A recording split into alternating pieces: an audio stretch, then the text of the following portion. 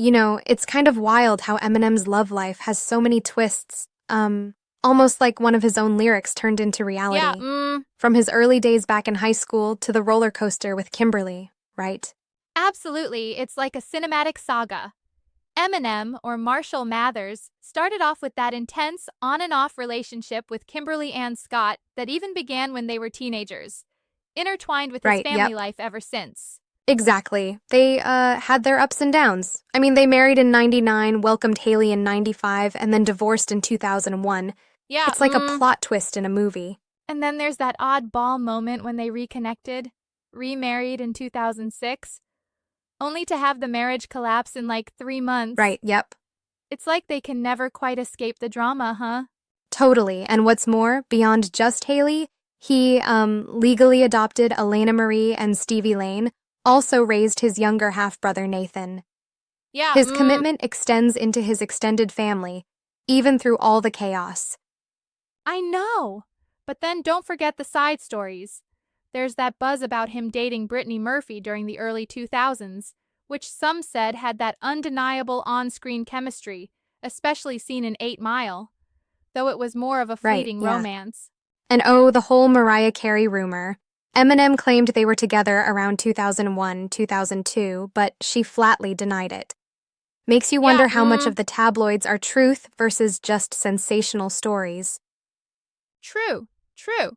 Some argue that these rumors, like with Tara Reid and Kaya Jones, really cloud the picture of his personal life. Right, yep. It's hard to sift fact from fiction sometimes. What I find interesting, though, is how Eminem's relationships evolved.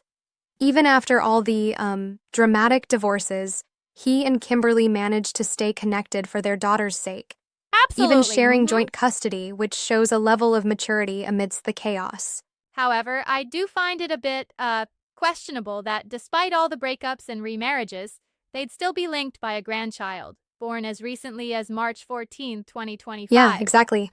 Can you imagine the kind of story that must weave?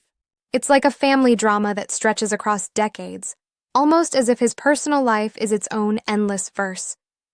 You almost Right. expect the next chapter to have even more surprises. I get that, but I respect how he's maintained a sort of continuity despite the ups and downs. Though I wonder, don't you think sometimes the media exaggerates these twists? Well, sure, the media, and public interest, tends to amplify every little Yeah, detail. yep.